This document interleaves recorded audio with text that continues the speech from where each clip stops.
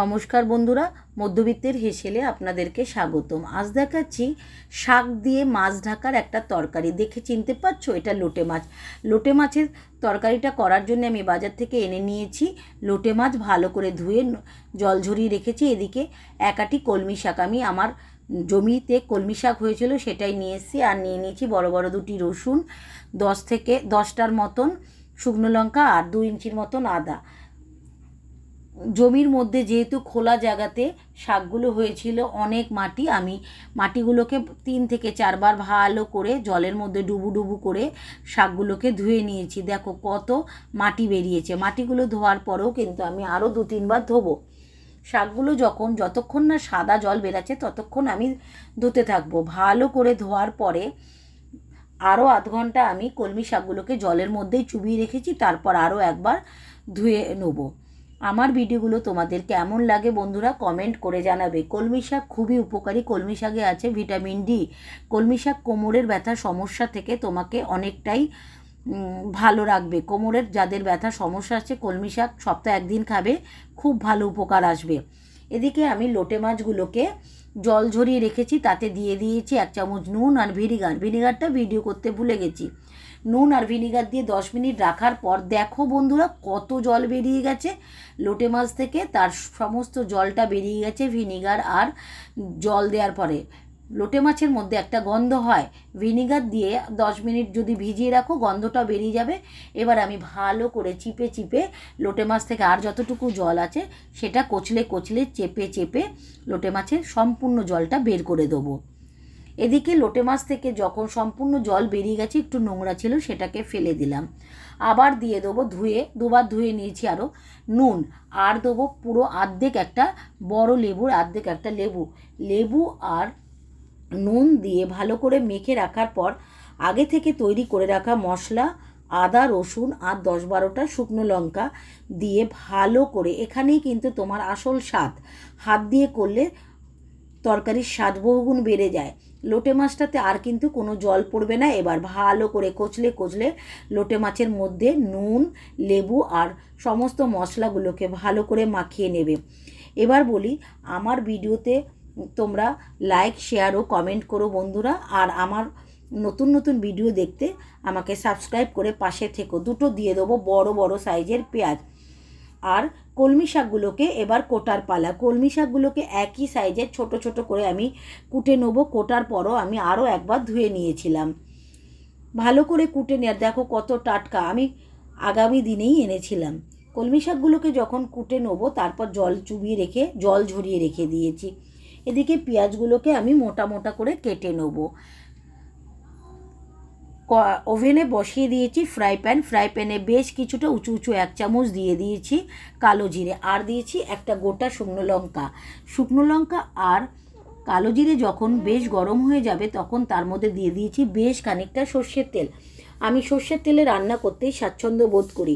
সর্ষের তেল আর জিরের আর শুকনো লঙ্কাটা যখন পুরো কড়াইতে বা ওভেনে তেলটা মাখিয়ে নেবো, তার মধ্যে প্রথমে দিয়ে দেবো কেটে রাখা পেঁয়াজটা। যখন দেখবো যে তেলটা গরম হয়ে গেছে, পেঁয়াজটা দিয়ে দেবো। পেঁয়াজটা দিয়ে আমি বেশ ভালো করে নেড়েচেড়ে লাল করে ভেজে নেব।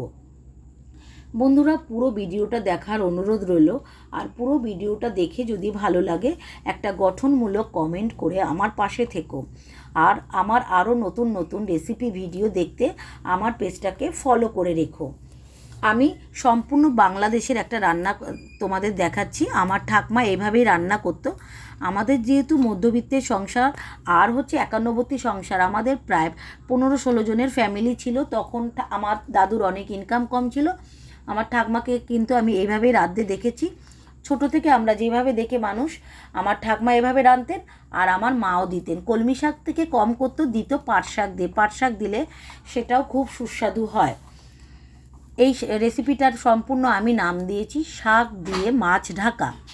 কলমি শাকটাকে যখন আমি বেশ পেঁয়াজের সাথে নেড়ে চেড়ে নেবো, এবার নুন দিয়ে দেবো। যখন একটু নরম হয়ে আসছে এবার নুন দিয়ে প্রায় 5 থেকে 7 মিনিট ঢেকে রাখবো। তখন আমি আঁচটাকে কিন্তু অল্প করে রেখে দেবো। আঁচটাকে অল্প করে 10 মিনিট রাখার পর দেখো বন্ধুরা সব সবজিগুলো কিভাবে সেদ্ধ হয়ে নরম হয়ে গেছে। দেখো আর এতটুকু জল নেই, কেননা আমি আগেই বলছি আমরা কিন্তু একটু জল দেবো না, কারণ মশলা মাখিয়েছি, সেখানেই অটোমেটিক একটু জল বেরিয়েছে। এবারে সেই সময়টা এসে গেছে যেটা দিয়ে আমি শাক দিয়ে মাছ ঢাকবো। সব সবজিগুলোকে সরিয়ে দিয়ে মাঝখানটাতে আমি দিয়ে দিয়েছি আমার ওই লোটে মাছের মশলা মাখানো অবস্থায়। এবার সমস্ত কলমি শাকগুলো দিয়ে আমি মাছগুলোকে ঢেকে রেখে দেবো প্রায় 10 মিনিট বেশি আঁচে। আঁচটা কিন্তু এবারে তুমি পুরো বাড়িয়ে দেবে, সরি আঁচটা এখন আমি কমিয়ে দিয়েছিলাম। আঁচটা কমিয়ে 10 মিনিট দেওয়ার পরে দেখো আর কিন্তু অল্প, এবার আর জল বেরায়নি, এবারে সেই মশলার রসটা বেরাচ্ছে। মশলার রসটা যখন এবারে বেরিয়ে আসবে তখন বেশ কিছুক্ষণ ভালো করে নাড়াচাড়া করো। অল্পই জল বেরিয়েছে, এটা মশলার জলটা, কেন শাকের জলটা আগেই আমি আটকে নিয়েছিলাম, আর মাছের মধ্যেও বেশ কিছুটা জল থাকে, সেটাও বেরিয়েছে। এবারে আমি আঁচটা সম্পূর্ণ বাড়িয়ে দেবো, আর তুমি আঁচ কমাবে না, কেন শাক মাছ সবই প্রায় সেদ্ধ হওয়ার পথে। দেখো জল প্রায় পুরো শুকিয়ে গেছে। এবারে তুমি তোমরা এর মধ্যে দিয়ে দেবে, আগে আমার ঘরে একটা মশলা তৈরি করে রাখা থাকে, ভাজা মশলা, ধনে জিরে আর শুকনো লঙ্কা। এটা হচ্ছে ঝাল, খুব ঝাল ঝাল হলেই বেশি ভালো লাগে।